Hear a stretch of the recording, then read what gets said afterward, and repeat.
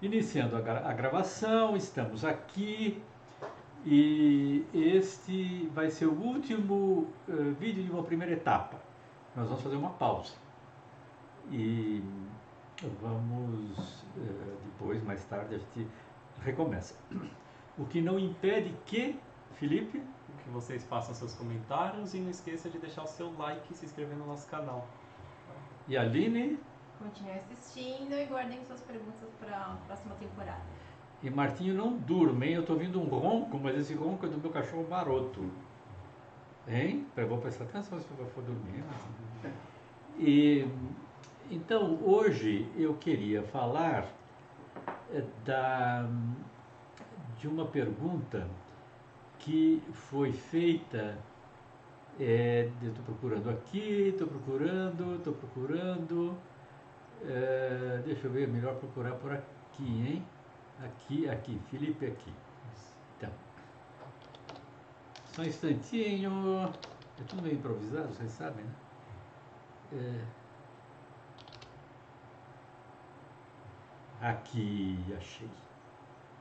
Que é a seguinte. Ah, não. Só descer também, Só na baixo, página. mais.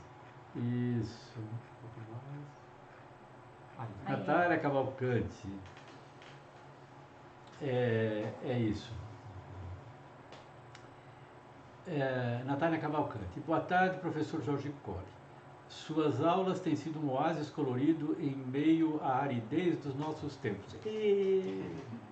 Muito obrigado pela sua generosidade em compartilhar seu conhecimento, inteligência e sensibilidade. Ufa, que beleza! Eu é que agradeço a vocês por assistirem aos vídeos.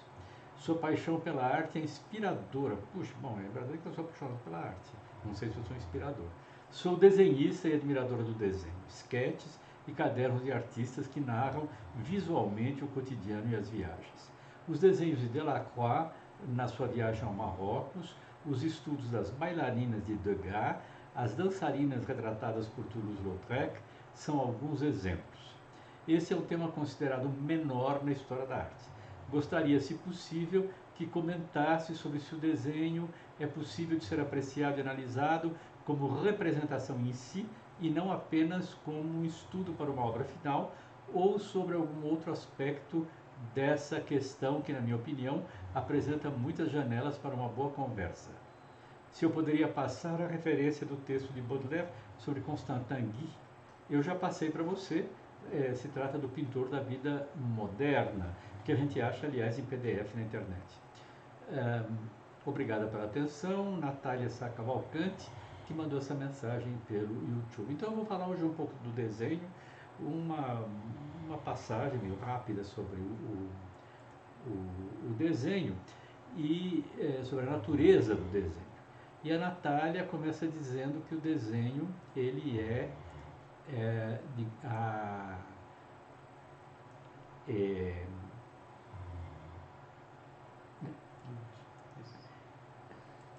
Bem em cima do olho. aqui, Felipe. Aí, que o desenho é uma. Que o desenho ele não serve só de preparatório para as obras de arte, mas um dos papéis essenciais do desenho é essa preparação. Então vamos começar com o desenho como apoio às obras de arte, aquilo que prepara as obras definitivas. Você tem, por exemplo, o desenho com o quadriculado. Vejam aqui, para o quadro da Sagração de Napoleão, a figura do Papa Pio VII, que o David fez um estudo nu. É claro que o Papa não posou nu. Ele arranja um modelo que tem um corpo parecido com o do Papa e depois coloca a cabeça do Papa. Isso é quadriculado. O quadriculado ajuda, facilita para a transposição na tela. E aí o artista dá o aspecto final com todo o acabamento por meio da pintura a óleo. Essa é uma base, não é? Essa base do desenho ela é muito expressiva quando nós nos interrogamos sobre a sinopia, ou sinopie no plural em italiano. Você sabe o que quer dizer uma sinopia, Aline? Não. Não sabe, né, Aline? Você é historiadora da arte, veja só. A sinopia é o seguinte, vem do nome de uma cidade que fica hoje na região da Turquia, Sinop, que era um porto que exportava um pigmento de cor vermelho ruivo, vermelho ferrugem. E esse pigmento, ele era usado na antiguidade e foi usado até o Renascimento. E esse pigmento servia para uma coisa muito interessante. Essa coisa muito interessante é a seguinte, é a base da pintura a fresco. A pintura a fresco é uma pintura que é feita na parede, ela é pintada na parede, diretamente na parede. Por exemplo, essa parede que nós estamos vendo aqui é uma parede de tijolo, pode ser uma parede de pedra.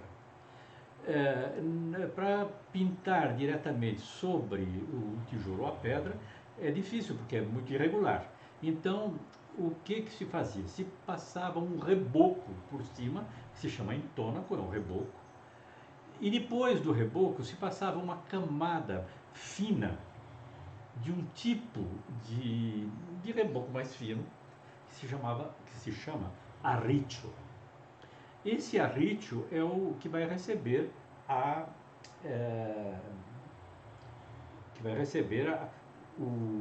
camada final.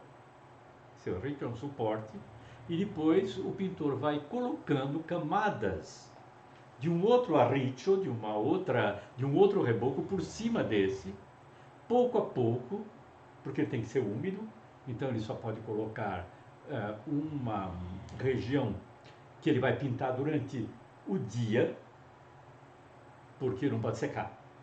Então, se deixar 24 horas, seca e se ele não pintou, perde o trabalho.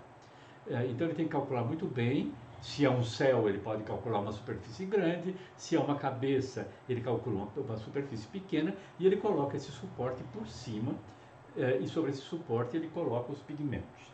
Tá claro? Isso está muito confuso, Felipe? Tá claro. Então, só que para pintar, como é que faz o pintor? Ele precisa de um guia, ele precisa de um suporte.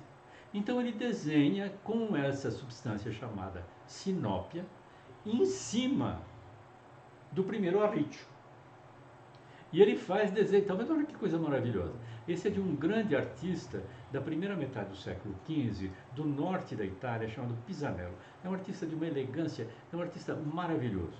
E o que é possível fazer, e hoje cada vez mais, porque as técnicas melhoraram muito, é possível destacar a parte colorida do afresco e descobrir o desenho que estava por trás e que serviu para dirigir, para guiar o artista na sua realização final. Então é maravilhoso, porque isso aqui não era para ser visto por ninguém. E aí eu destaco, tiro, coloco sobre um outro suporte o afresco e posso ter o afresco definitivo e a chamada sinópia, porque essa substância, esse pigmento, passou a significar esse desenho feito atrás do afresco. Essa técnica de retirar o afresco não estraga a pintura? Olha, Felipe, existem... não é de hoje que se destaca, porque o destaque das camadas é relativamente fácil de ser feito. Mas no passado ele podia sim estragar a pintura. E tinha muitos como se diz, muitos ladrões, na verdade, muitas pessoas, que como era mais fácil fazer um destaque pequeno, por exemplo, eles recortavam um pedaço e destacavam sua cara e colocavam no outro suporte para para vender, para entrar no mercado das artes, etc. Felizmente isso praticamente não se faz mais hoje. Mas hoje essa técnica ela está num nível de excelência muito alto e não estraga não. O que se faz é o seguinte: se coloca em cima do afresco uma resina que vai aderir completamente ao afresco.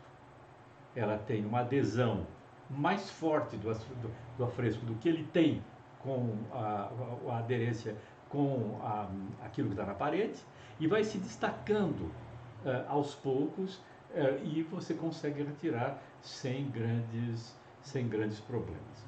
E às vezes isso é necessário. É melhor não fazer, é claro que é sempre melhor não fazer, mas às vezes isso é absolutamente necessário para você conseguir restaurar um afresco. Mas então o que fica espantoso é que nós vemos uma qualidade nesse desenho que concentra os princípios mesmos da dinâmica da linha. Não é? Olha a capa do cavaleiro, né? É um torneio medieval, uma espécie de batalha-torneio medieval. A capa do cavaleiro, o ímpeto do cavalo, as posições as mais diversas, tudo isso é traduzido por meio de linhas, apenas por linhas, que vão ser mais tarde cobertas. Eu trouxe um outro exemplo de uma sinópia muito antiga, uma sinópia do IV século, só que isso aqui não é um afresco, isso aqui é um mosaico. E o mosaico se destacou da cúpula. De período paleocristão, né? Bem antigo, mas uma parte do mosaico se destacou, caiu, e nós vemos por detrás figuras e uma estrutura que continua, né? Vocês estão vendo aqui, continua na parte visível, né? do mosaico.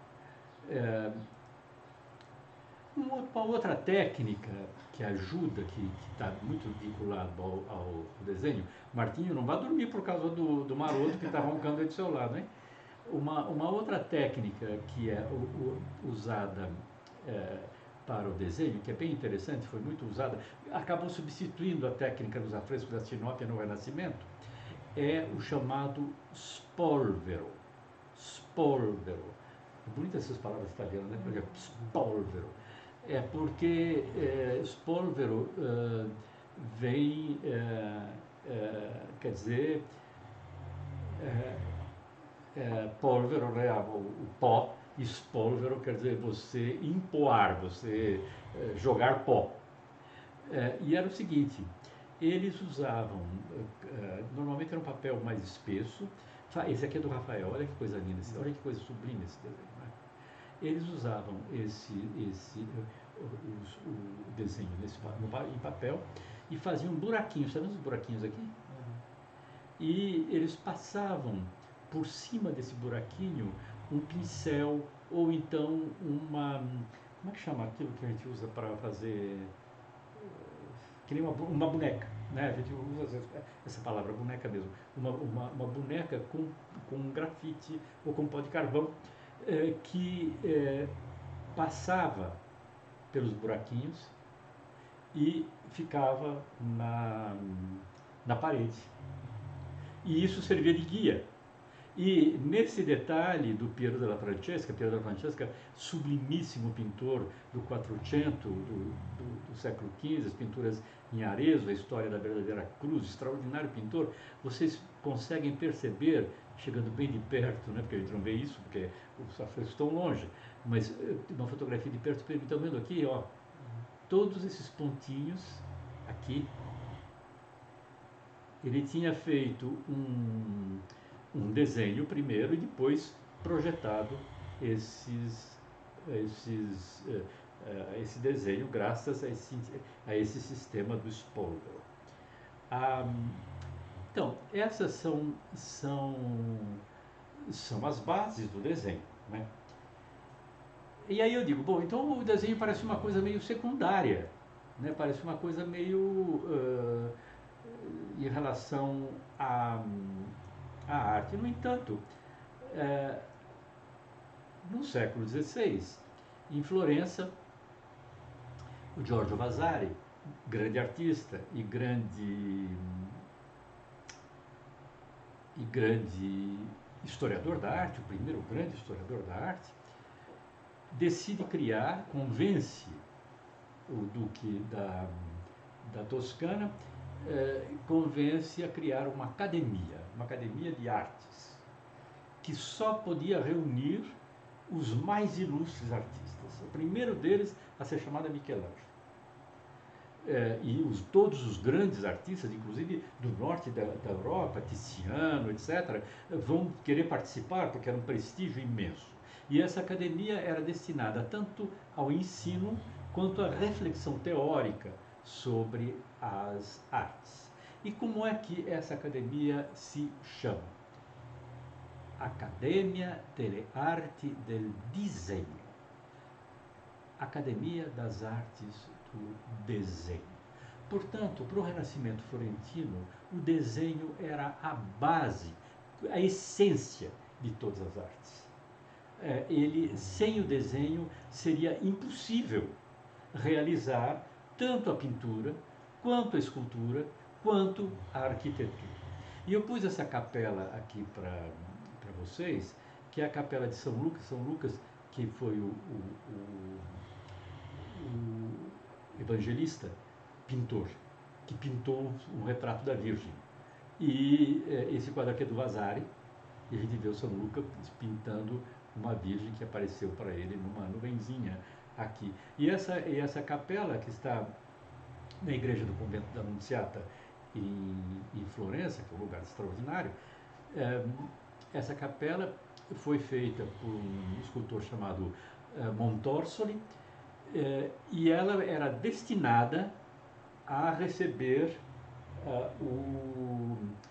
os despojos mortais dos acadêmicos. Nem todos os acadêmicos estão enterrados aí, mas muitos deles, por exemplo, Benvenuto Cellini, se encontra enterrado ali.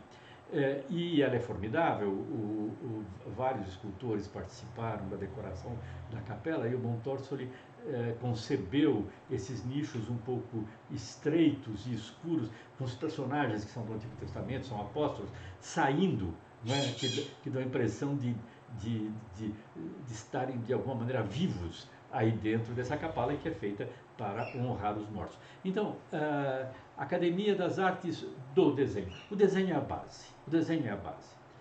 Por que o desenho é a base?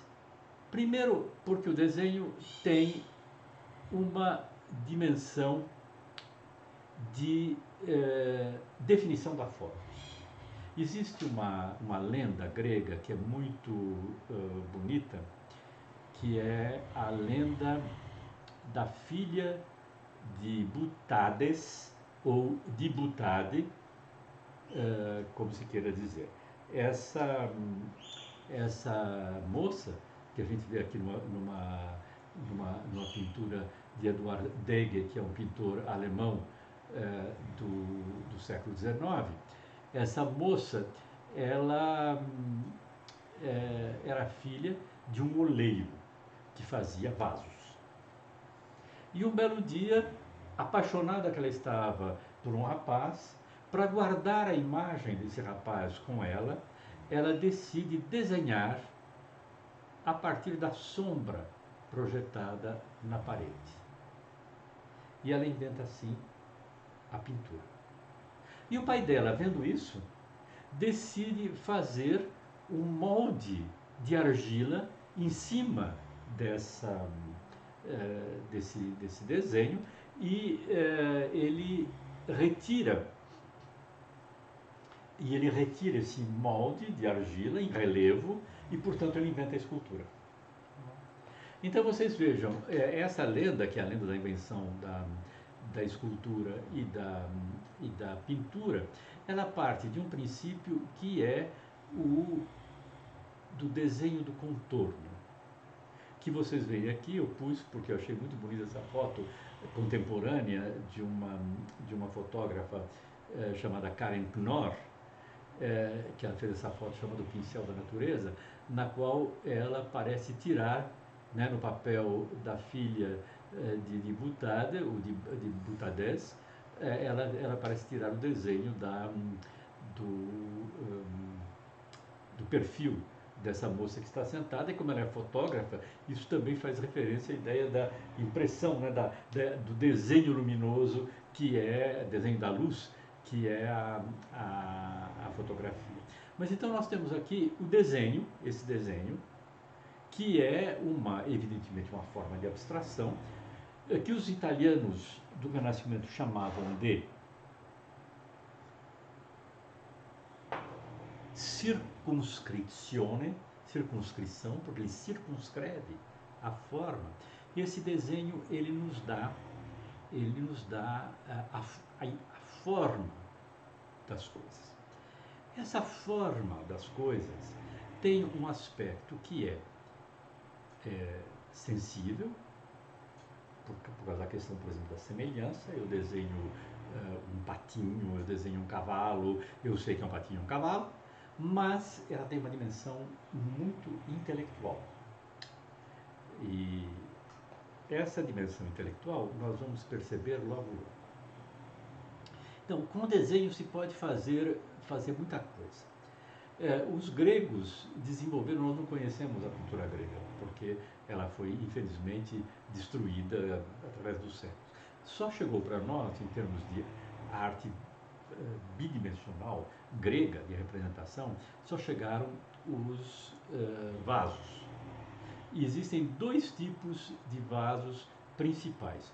Um mais antigo, que começa no século VII a.C., que é desenvolvido em Corinto, mas depois toma toda a Grécia, são os vasos de figuras negras sobre fundo vermelho.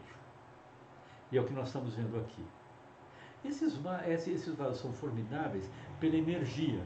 Não é? Eles funcionam, eles têm, os traços são incisivos, as formas são expressivas, são dilatadas. Olha as coxas, o traseiro, e depois a dinâmica dessa corrida, não é, que está ocorrendo aqui. Essa ânfora, Felipe, é um vaso com duas alças. Essa ânfora é chamada do prêmio Panatenaico, porque as Panateneias elas se davam cada 4 anos em Atenas, da mesma maneira que se davam os Jogos Olímpicos cada 4 anos na cidade de Olímpia. Só que os Jogos Olímpicos eram consagrados a Júpiter, a Zeus, nós estamos na Grécia, então é Zeus, e as Panateneias eram consagradas a Palas Atena, a deusa da sabedoria. E esses jarros eram jarros de prêmio. O prêmio não era o jarro, o prêmio era o azeite mais puro possível que estava dentro do jarro e que era oferecido ao atleta ou também ao poeta, porque havia concurso de poemas nesses jogos, mas aqui nós estamos claramente num concurso que é uma corrida. Então, vejam a expressividade do desenho. Ora, em Atenas começa a se muda, como se fosse do negativo para o positivo, e se passa a fazer figuras vermelhas sobre fundo preto. São chamados de vasos áticos, porque é a região onde está Atenas, os vasos áticos. E essas figuras, elas permitem o desenvolvimento de uma linha mais fina, mais delicada, infinitamente sutil. Quando a gente fala na espiritualidade da linha, olha que maravilha, não é? Como ela começa aqui para dar a indicação muscular e ela continua pelo braço. Olha a ondulação, que coisa extraordinária. Olha que beleza, que poesia, não é? Nesse atleta, né, que evidentemente é um jogo atlético, está amontoado aqui as roupas, ele está nu, aqui tem os discos, aqui tem um outro com um disco, e ele está com um lança... Como é que chama isso, Aline? Não, essa lança o que mesmo? Que negócio que você lança, que nem uma... Vara, né? Lançamento de vara, se chama? E se chama Pintor do Carpinteiro porque alguns deles eram assinados, outros não, e se faz atribuições, se regrupam por razões estilísticas em torno de um vaso mais conhecido, mais importante, e esse pintor do carpinteiro se chama assim porque num dos vasos ele pintou um carpinteiro. Então, ele está em Berlim. Então vocês vejam que como o desenho pode ser ter uma dimensão de uma poesia, de uma elevação que atinge nesse momento. Nós estamos no quinto século antes de Cristo, né? no início do quinto século antes de Cristo, atinge uma qualidade tão excepcional. Mas o desenho, ele, eu falei para vocês, ele tem uma dimensão intelectual. Por que ele tem? Por que eu digo isso? Porque o desenho, ele se dá como uma leitura. Esse reconhecimento que nós fazemos das imagens no desenho, ele tem esse reconhecimento, essa maneira de reconhecer a imagem, ela tem uma dimensão de sugestão da forma, né? Por exemplo, sugestão do músculo, né? E mais ela pede ao espectador uma compreensão. A compreensão, por exemplo, de que isto aqui é um bichinho com chifrinhos. Essas imagens que estão aqui, que são do Parque Nacional da Serra do Capibara, realmente um cérebro no Piauí maravilhoso, que tem pinturas, tem debates formidáveis para saber a data dessas pinturas que vão de 10 mil a 100 mil anos antes de Cristo. Quer dizer, bom,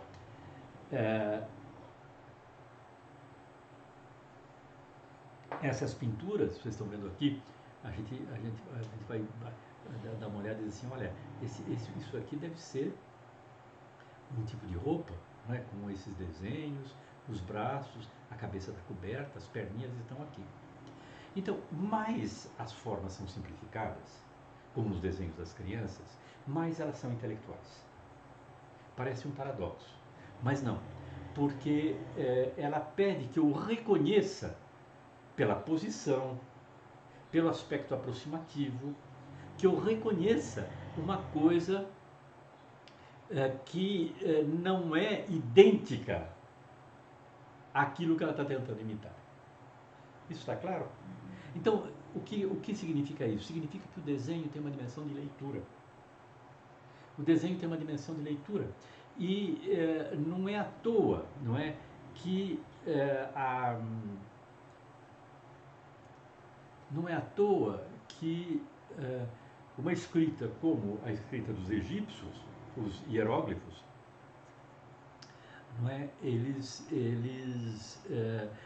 fazem apelo, né, a um pássaro, à representação da água, à representação de uma serpente e assim por diante. E transformam isso em signo de uma maneira que vai se tornando arbitrária. Essa daqui, Felipe, é a Pedra de Rosetta. Eu não sei se você ouviu falar. É a pedra mais célebre do mundo. Ela foi achada no início do século XIX no Egito e acabou no Museu Britânico. Foi achada pelos franceses, mas acabou no Museu Britânico. E era um quebra-cabeças, porque havia em todos os monumentos egípcios, está recoberto de escrita, dessa escrita chamada hieróglifo, que são esses bichinhos, um pássaro, uma cobra, uma coisa desse tipo. E desde a tarde da antiguidade, do início da era cristã, já não se sabia mais ler os hieróglifos. A leitura dos hieróglifos tinha sido perdida. E desde essa época bem antiga que se tinha projetos de leitura que eram os mais malucos, os mais arbitrários possíveis. Tem um escrito de um certo autor chamado Orapolo, que tenta, como se diz, dar significações. Por exemplo, a cobra é a prudência, quer dizer, mas que não tem nada a ver com o original, era só uma pura invenção. E o que aconteceu foi que nessa pedra, que é uma pedra tardia, do primeiro século antes de Cristo, para o Egito é muito tardio, o primeiro século antes de Cristo. Essa pedra tardia, ela tinha 3 tipos de inscrição. Uma em grego, uma em demótico. O demótico é a antiga escrita a partir do século VI para facilitar no Egito, no século VI a.C. Para facilitar no Egito, se inventou uma escrita cursiva, como a gente escreve à mão, né? Porque isso aqui era muito complicado. É isto aqui, mas escrito à mão. E essa escrita cursiva, ela era conhecida, ela permaneceu, aliás, a língua do Antigo Egito tem uma forma que existe ainda hoje, moderna, evidentemente muito modificada, muito evoluída, mas derivada dessa língua do Antigo Egito, que é o copta. O copta é uma língua que está vinculada à implantação do cristianismo no Egito, do início do cristianismo no Egito. Existe uma igreja que é a igreja copta. E a igreja copta conservou, como a igreja católica tinha conservado o latim durante muito tempo, a igreja copta conservou até hoje a língua antiga e a escrita demótica. Ela era conhecida. Então tinha o grego, que é conhecido, tinha o demótico, que é conhecido, e tem hieróglifos que não são conhecidos. É esse período final no qual o grego e o demótico passaram a ser as línguas administrativas oficiais.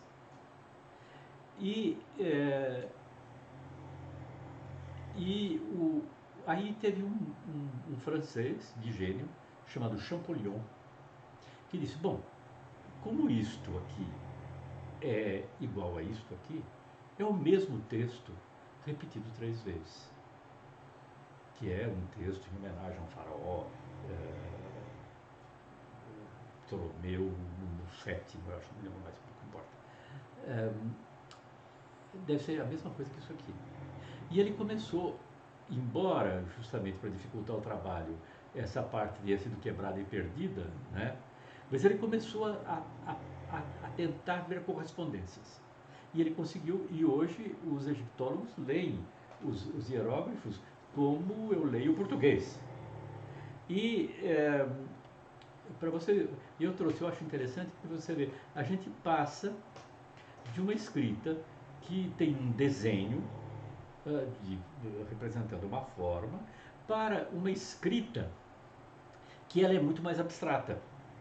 Os sinais, que é esse aqui é o demótico, são muito mais abstratos, como as nossas letras são também muito mais abstratas, embora elas tenham talvez derivado, não é, de formas de desenho. Então vocês vejam como o desenho está vinculado à ideia de leitura e à dimensão do aspecto intelectual. O desenho é, por excelência, intelectual. Ele pede compreensão, ele pede leitura.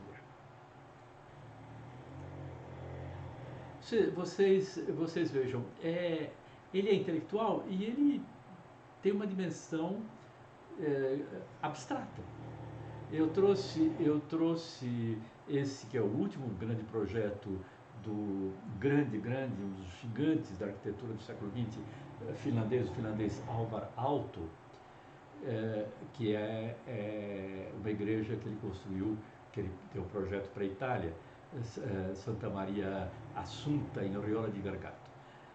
E eu trouxe porque o desenho, você vê, o aspecto intelectual e o aspecto ideal do desenho.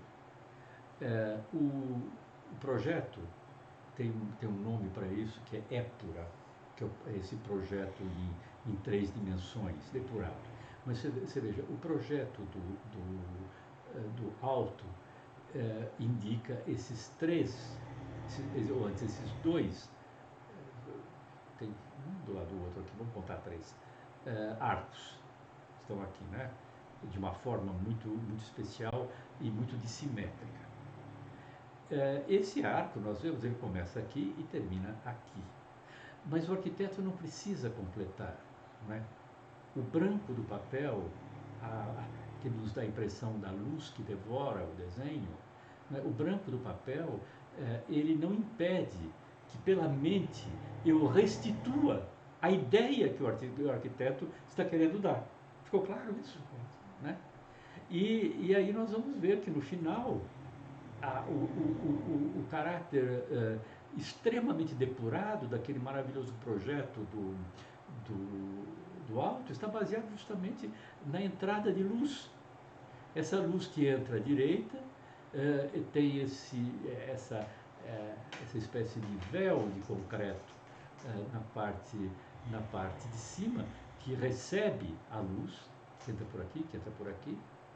E esses arcos que parecem autônomos, são arcos de sustentação, mas que dão a impressão de ser autônomos e que adquirem, na realidade, no concreto, uma presença física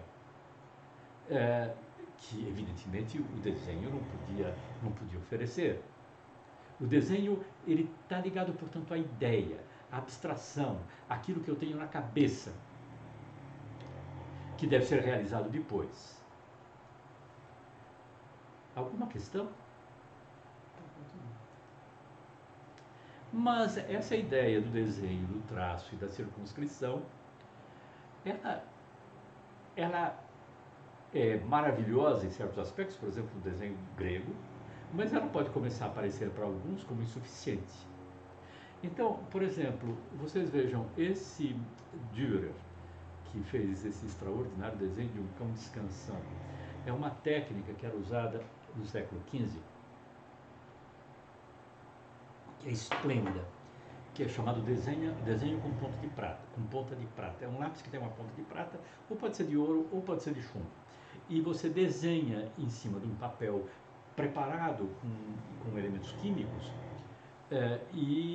essa ponta vai deixar no papel uma marca que com o tempo vai se oxidar e vai dar esse tom um pouco cor de ferrugem.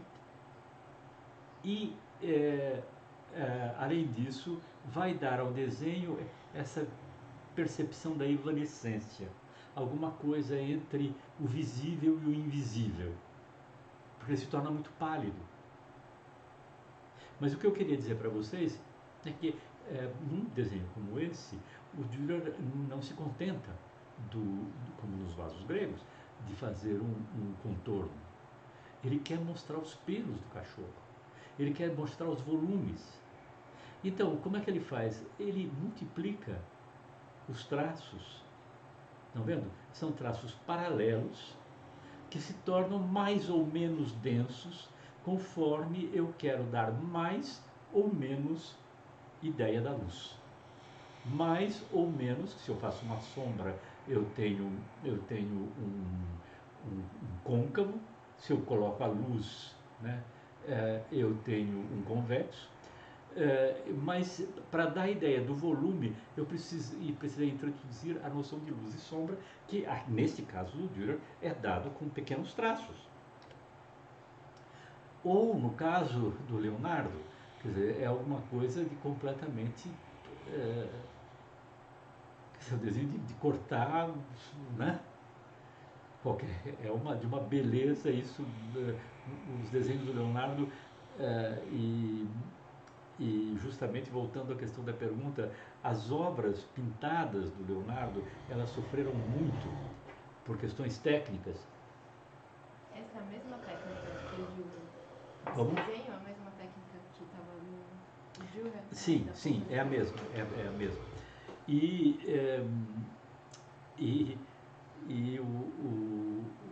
Muitas vezes os desenhos do Leonardo têm um impacto poético superior às próprias obras, porque elas usaram, o Leonardo era experimental e ele usava pigmentos que envelheceram com o tempo. Mas vocês vejam, olha, essa maneira de densificar os traços paralelos para nos dar a ideia da sombra aqui. E essa maneira de nos sugerir Eu não preciso fazer todos, como fez o Dürer, os pelinhos do cachorro para fazer o cabelo. Eu faço alguns elementos de, novamente, a ideia dessa espiritualidade da curva na, no traçado linear, e deixo o branco do papel funcionar como luz. E eu imediatamente restituo a beleza do cabelo e a luminosidade desse cabelo em oposição às regiões mais sombrias. É de fato extraordinário, né? É claro, eu queria só mencionar um desses grandes desenhistas do século XIX, talvez o maior desenhista do século XIX e um dos maiores desenhistas de todos os tempos, que é Ingres, o grande pintor francês, que era um supremo desenhista e que baseava toda a sua arte no desenho. Vocês vejam, esse retrato, ele também evanescente, muito pálido, de uma moça que nos olha lá de longe, e este aqui, que é da sua segunda esposa, Delphine Ramel, a maneira admirável, né, e a precisão. É um desenho, Aline, que exige, esse tipo de desenho, e o desenho do Leonardo e o desenho do Dürer, exige um controle da mão muito grande. Há um domínio, de novo, mental da mão sobre há um domínio mental da mão sobre o traço que eu vou fazer. Isso é importante, porque existe um outro tipo de desenho que nós vamos ver daqui a pouco. E eu trouxe porque é irresistível, né, um dos desenhos que eu adoro completamente, que é um desenho daquele mesmo artista que fez aquele combate de cavaleiros chamado Pisanello. E esse desenho, que é tão fantasticamente moderno, é um desenho do século XV, é uma alegoria da luxúria. Aqui nós temos uma lebre ou um coelhinho, porque o coelhinho era considerado como um animal luxuriento por excelência, né? E essa luxúria que tem um cabelo admirável, um rosto sedutor e um corpo completamente magro. E olha a expressividade do contorno, né? Essa maneira nervosa, incisiva, de nos dar a magreza do personagem e a volúpia dos cabelos aqui dessa espécie de grande, sei lá o que é, de cabeleira que está por trás. O contrário é o desenho no qual o artista cede, até um certo ponto, o controle da mão para o impulso que ela pode ter sendo levada pelo braço. E ele pode obter, como no caso do Matisse, não é, essas formas que são simplíssimas, que são elas também altamente intelectuais e que são profundamente voluptuosas. Elas são eróticas. São alguns traços só. E, no entanto, nós temos essa... Olha que maravilha esse jogo de rimas entre as duas pernas desse modelo dado pelo Matisse no desenho de 1948. No caso do Belmer, o Belmer tem um desenho mais preciso, um desenho como o do Ingres, né? É bem controlado, aí a mão não se deixa ir à vontade.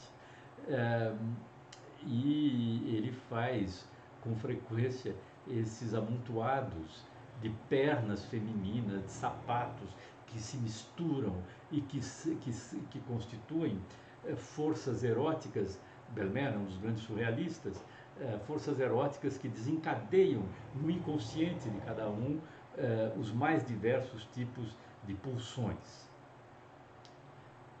E do erotismo eu posso passar, falando da espiritualidade da linha, né, eu posso passar para as formas mais espiritualizadas. O Verbeck, grande artista nazareno, alemão nazareno, porque ele pertenceu a um grupo de artistas do início do século XIX, que se chamavam nazarenos, que eram muito devotos, muito cristãos, que moravam em Roma. E aqui que é um esplendor, não é, é a maneira como ele faz o papel. Veja, isso é só papel. Isso não tinha significação antes de que o traço tivesse entrado. Aí o traço entra e não só ele significa um menino, mas ele significa um menino adormecido com uma expressão muito doce. E a Virgem com uma expressão melancólica e atenta. E tudo isso é dado por meio desses elementos muito, ao mesmo tempo, controlados e muito econômicos do desenho. Mas existe um outro tipo de desenho, que ao contrário é o desenho da nervosidade, que é o desenho, por exemplo, de um Delacroix, que quando vai fazer esses gatos, ao invés de ficar traçando, como fez o Overbeck, ou como fez o Ingres, com uma precisão muito grande, ele rabisca. Né? Ele rabisca e amplia a sombra. Olha que maravilha o traço do Delacroix aqui nesse rabisco do gatinho. Isso é um estudo rápido, né, com um personagem aqui do lado e ele brincando de fazer posições de um bicho, de um gatinho deitado, de um gatinho se virando. Mas isso é dado com outro tipo de pulsão da mão. Né? É uma pulsão forte e breve. Se eu pedir, Felipe, para alguém com cuidado, copiar esse desenho, essa pessoa copia com razoável precisão. Se eu pedir para uma pessoa copiar esse desenho, é muito mais complicado.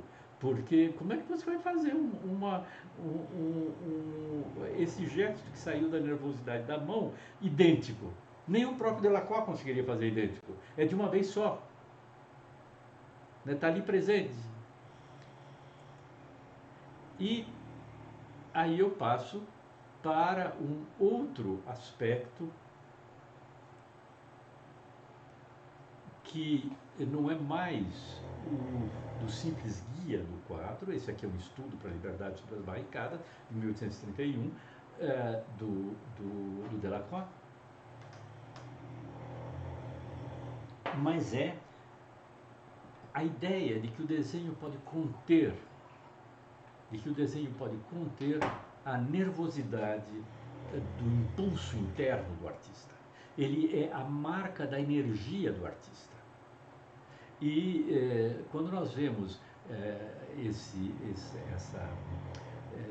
personagem feminino que está avançando para nós em cima de uma multidão de corpos e essa bandeira lá em cima e tudo isso vem graças à pulsão, à energia do artista que é transferida para o papel, é fixada no papel.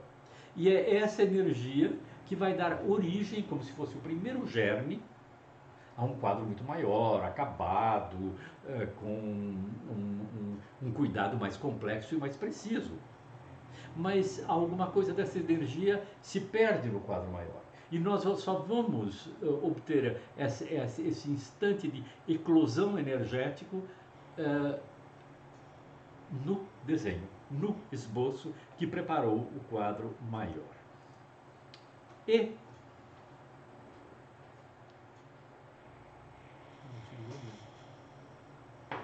dormiu, Martinho? Não. Ah!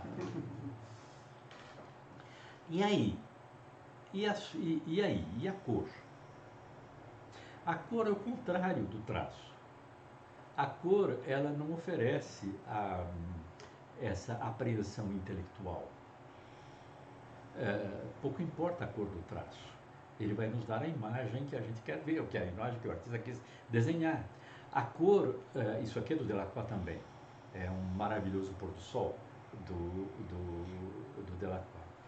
A cor, ela traz uma impressão intuitiva imediata. Eu não consigo tirar um signo disso. Eu não consigo tirar uma letra disso. Mas eu intuo imediatamente a beleza desse pôr de sol que foi fixado no papel.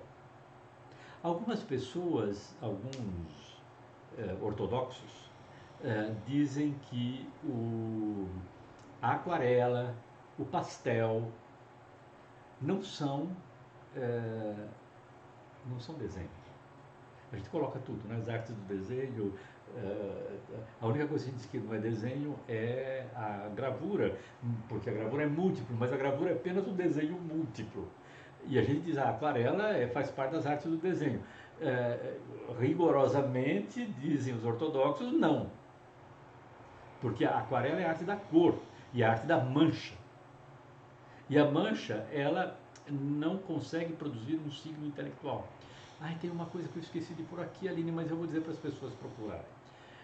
Sabe quem foi o grande artista do desenho mancha? Quem sabe aqui? Martim. Desenho mancha? É. Do 19? É. Não é o da Lacroix? Não, é o Victor Hugo. O Victor Hugo, além de ser um grande escritor, foi um extraordinário desenhista. Então eu esqueci de pôr aqui, eu ia pôr e esqueci, Aline. Mas vocês procurem, Victor Hugo desenho, basta pôr. Ele jogava manchas e a partir das manchas ele construía desenhos, ele via forma das manchas. E ele era ele foi um desenhista visionário.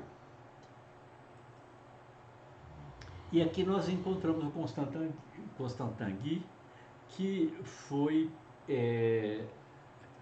a causa de que a Natália tivesse me perguntado por que eu não falei mais.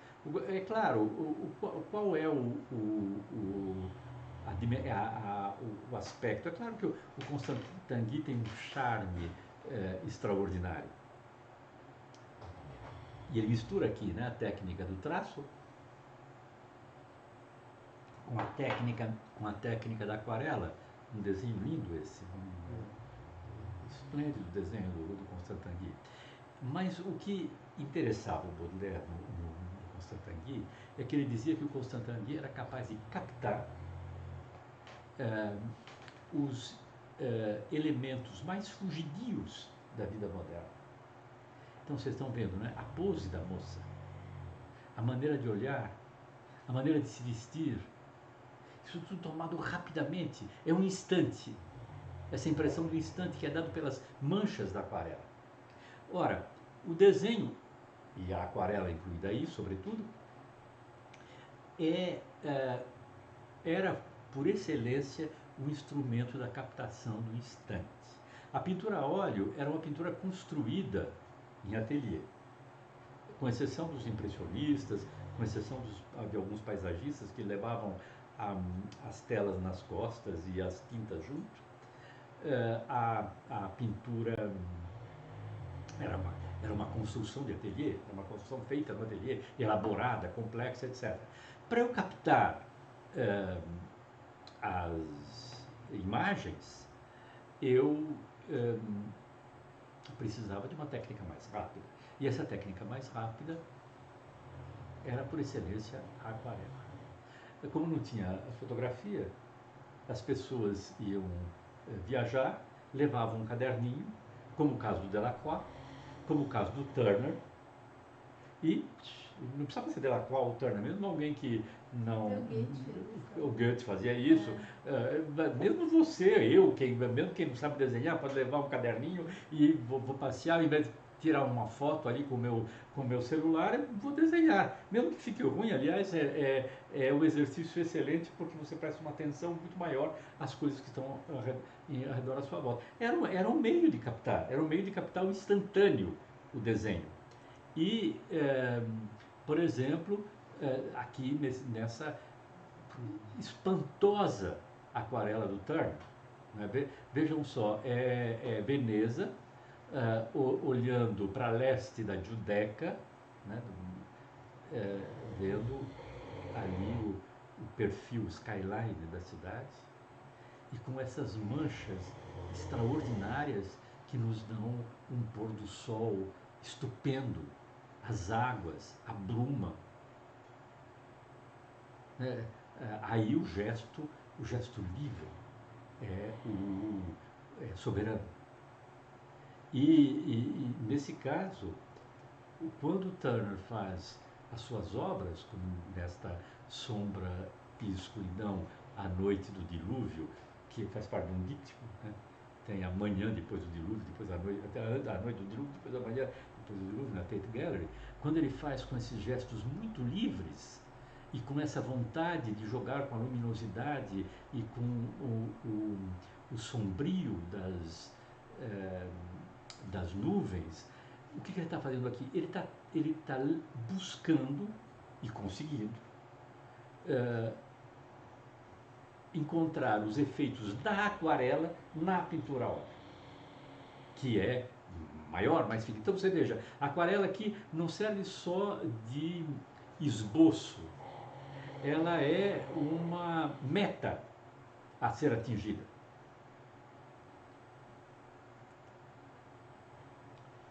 E eu poderia multiplicar, Aline e Felipe,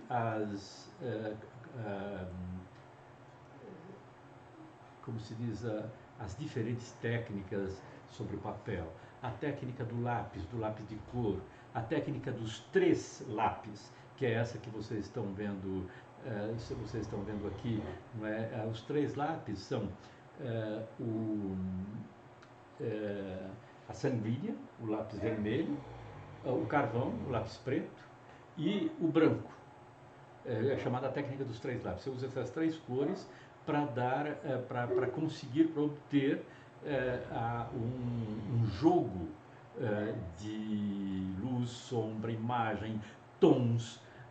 E vocês vejam esse maravilhoso Boucher que se encontra aqui de costas, e a filha do Rubens, a Clara Serena, se supõe que seja ela,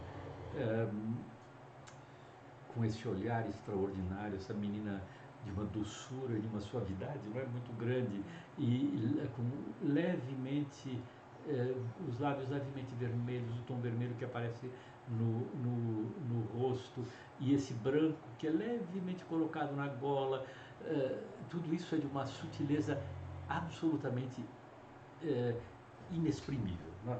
O desenho, ele tem de um lado uma dimensão altamente intelectual, mas ele tem de outro lado um aspecto profundamente poético, porque ele contém em si, muitas vezes, o inacabado.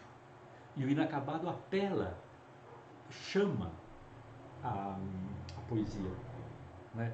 Ele nos dá essa sensação de completar, de entrar na obra, porque nós participamos como complementadores daquilo que é mais ou menos visível, mais ou menos acabado. Ou ele pode ser hiper acabado. Aqui nós somos o pastel. O pastel é desenho ou não é desenho? No século XVIII, o pastel, eu adoro pastel, porque você sabe o que é pastel? Vocês sabem o que é pastel? Aline? Fora de comer, não. Fora de comer, não. Não é o da feira, Felipe. O pastel é um giz, é simplesmente um giz. Um giz que você passa em cima do papel. E que ele dá uma superfície para as obras que é um pouco granulada e aveludada. Ele consegue brilhos. Ele é muito delicado e, como ele é um pó, ele é simplesmente um pó, ele precisa, depois que você termina o desenho, o pastel, porque muita gente vai dizer, pastel não é desenho, mas enfim, faz parte, acredito que faça parte das artes do desenho. O pastel precisa ser fixado depois. Ele é fixado com uma cola que você passa por cima você borrifa por cima desse pó, para que o pó não caia, porque senão com o tempo vai embora. E o século XVIII foi apaixonado por pastel. E usa suporte de tela ou Papel. Papel. Sempre papel. Pastel no papel.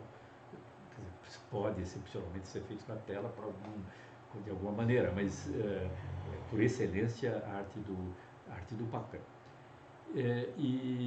Eu acho que tem esse aspecto, os franceses chamam de poudreux, que, se eu disser empoeirado, fica feio.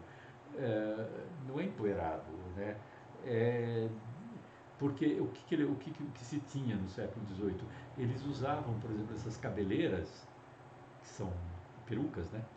E eles jogavam talco em cima, um pó, uma espécie de pó de arroz em cima da cabeleira para ficar esbranquiçada. E os rostos eram feitos com esse pó de arroz, com esse talco que era colocado. Então era toda uma cultura, não é, do pó. E com, não esse que você está pensando ali, que você deu risada, aí vai estar bom.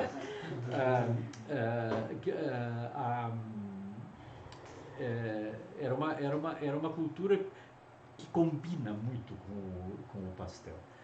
E uma das pastelistas, que as mulheres foram fantásticas, uma das grandes artistas, era uma italiana chamada Rosalba Carriera. Vocês podem procurar, mas eu quis trazer esse aqui porque ele era particularmente acabado. Eu quis mostrar uma versão de uma arte sobre o papel completamente terminada, acabada.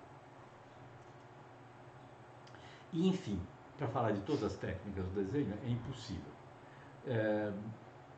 E eu quis terminar com o Paul Klee. E essa é uma das obras que nós vimos juntos naquela exposição. Você se lembra, Felipe, lá no Banco do Brasil, que nós fomos ver do Paul Klee. E o Paul Klee eles colocam lá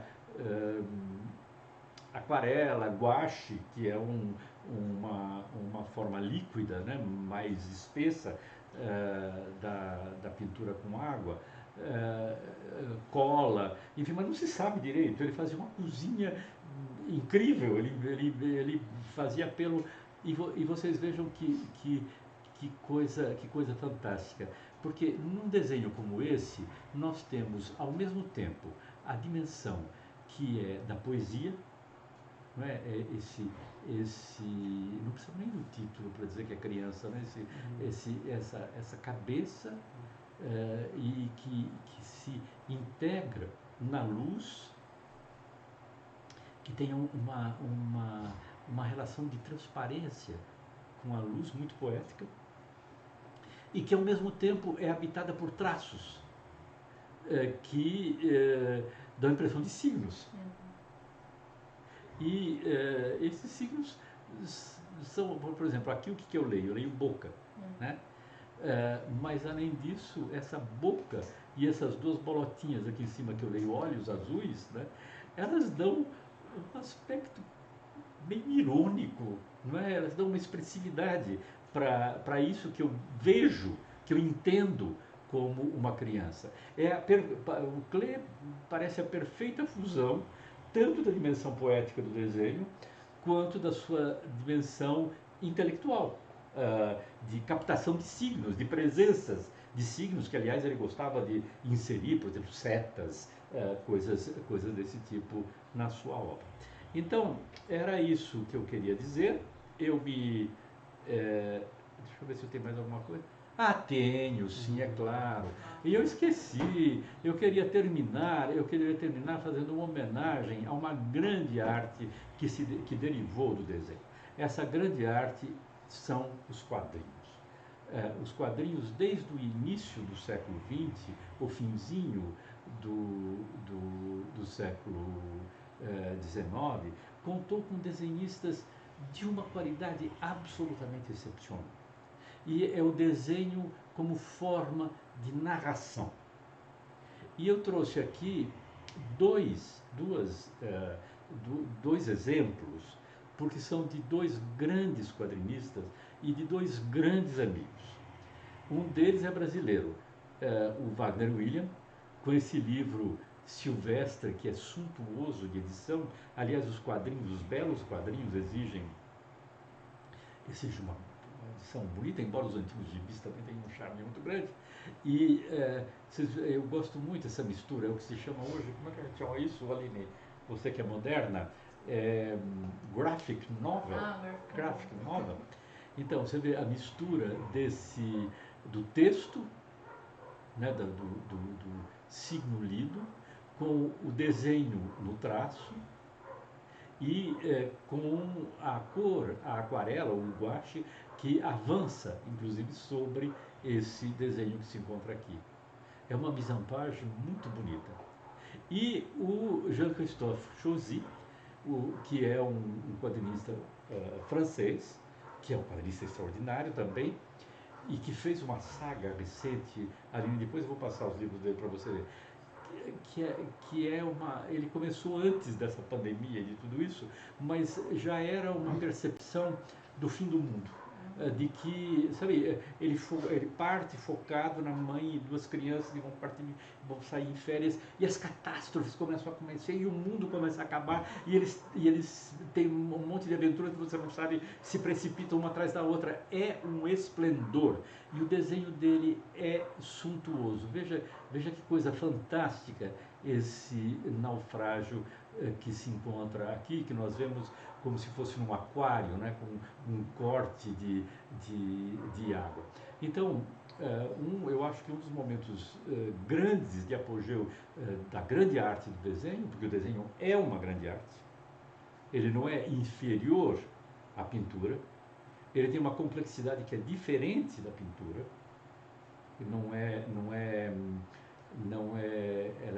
você sabe que eu acho que ela nem é mesmo comparável à pintura. É outra coisa, né? É um mundo de outra natureza. Essa grande fecundidade do desenho e essa grande arte do desenho encontrou no século XX uma manifestação de caráter altíssimo com a revista em quadrinho. Você sabe que as revistas em quadrinhos, elas foram muito condenadas, e na minha infância eu era muito frustrado porque eu ficava com os adultos atrás de mim querendo arrancar as revistas em quadrinhos, o Pato Donald que eu estava lendo, porque achavam que aquilo não era bom para as crianças, né? Porque havia uma campanha contra.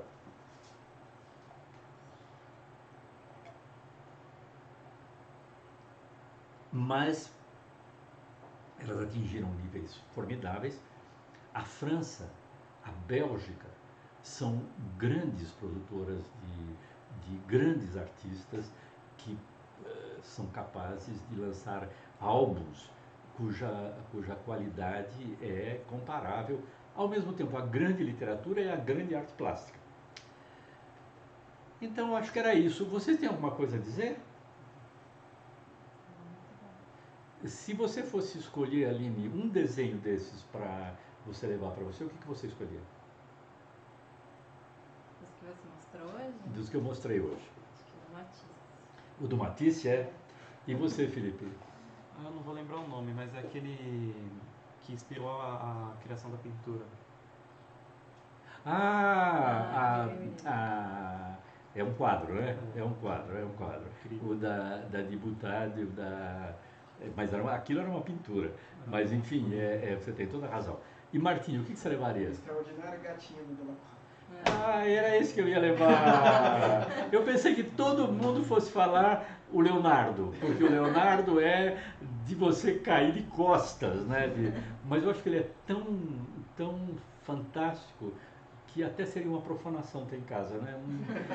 É uma coisa fantástica. Mas, em todo caso, agradeço a pergunta da Natália Cavalcante e digo tchau para vocês e aguardem no futuro mais dessas brincadeiras que a gente faz aqui entre nós. Tchau, tchau Aline, tchau Felipe, tchau Martinho, tchau para todos.